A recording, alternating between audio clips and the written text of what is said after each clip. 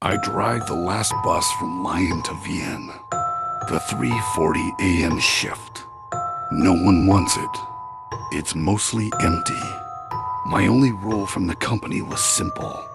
If there is no one at a stop, you don't stop. You keep driving. Last Tuesday, it was raining hard. Thick fog on the old Route National 7. That stretch where there are no lights, no houses, just dark fields and forest.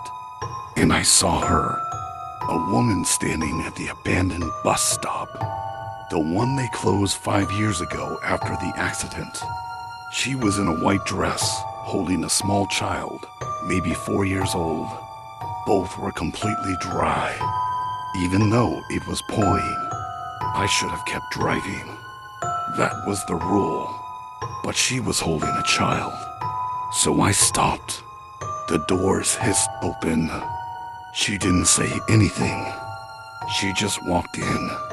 Her child was asleep on her shoulder, face hidden. She sat right behind me. Seat number 1. I could see her in my big rearview mirror. She was staring straight ahead, not blinking. I said, "Ticket?" She said, in a very soft voice with a French accent, "We will get off where we left." I felt cold. I closed the doors and started driving. The bus felt heavier. A few minutes later, I looked in the mirror again. The child had woken up. It was a little boy. He was looking directly at me in the mirror and smiling. A wide, too wide smile.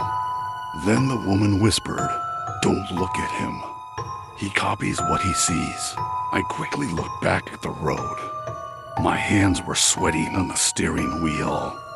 Then, one by one, the lights inside my bus started to flicker and turn off. First the back row, then the middle, then the row right behind me, until the only light on was my dashboard light. And in the darkness behind me, I could hear more breathing. Not just two people breathing. Many people.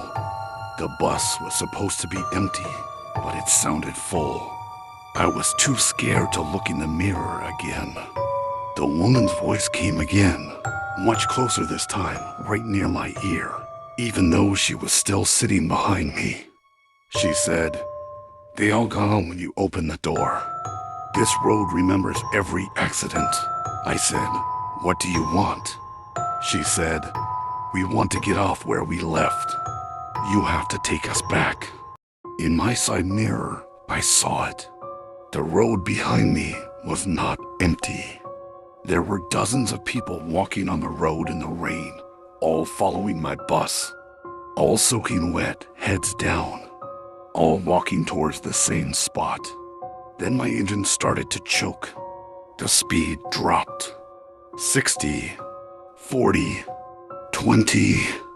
The bus stopped by itself, right at the sharp turn where the old bridge over the Rain River is, where the bus slid off and fell into the river in 2019, 23.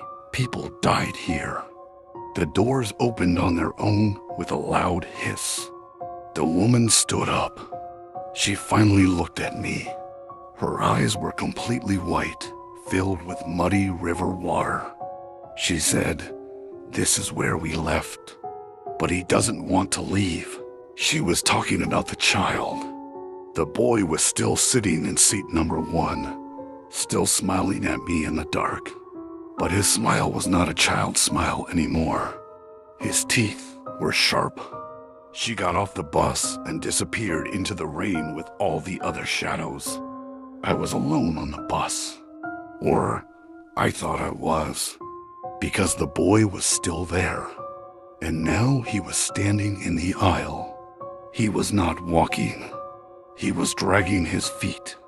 And as he walked forward, his shape changed. He got taller. His shoulders got wider. The child was gone.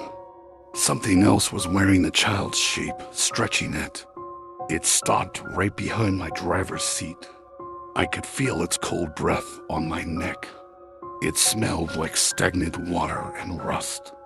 and it whispered in my own voice. It copied my voice perfectly. It said, "If there is no one at a stop, you don't stop." It laughed, and it put its small, cold, wet hand on my shoulder. I slammed my foot on the accelerator. The bus screamed and jumped forward. I didn't close the doors. I just drove, screaming, not looking back. I drove straight to the Vienne bus depot. I ran inside to the night guard, shouting that there was something on my bus. The guard looked at me like I was crazy.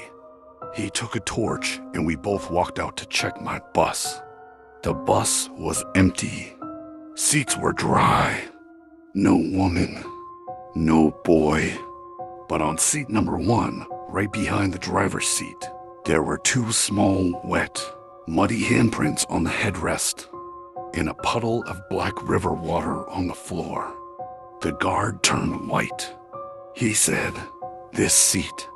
This is where they found the driver's body in 2019. He drowned inside the bus, stuck in his seat." I quit that route. I never drove the 3:40 a.m. shift again. That was last Tuesday. Tonight is Monday. At 3:35 a.m., my phone rang. It was the depot manager. He said, "Luke, I know you quit, but the Vienne driver called in sick. Can you just do one last trip? Just today?" I said no. I said I can't. He said, "It's okay. You don't even have to drive. The bus is already at the last stop. The new driver is just scared. He said a woman and a child got on and won't get off. And the child is sitting in his seat, copying his voice." My blood froze. I asked, "What seat?" He said, "Seat number 1, behind the driver." And in the background of his call, I could hear it, faint but clear, a little boy's giggle.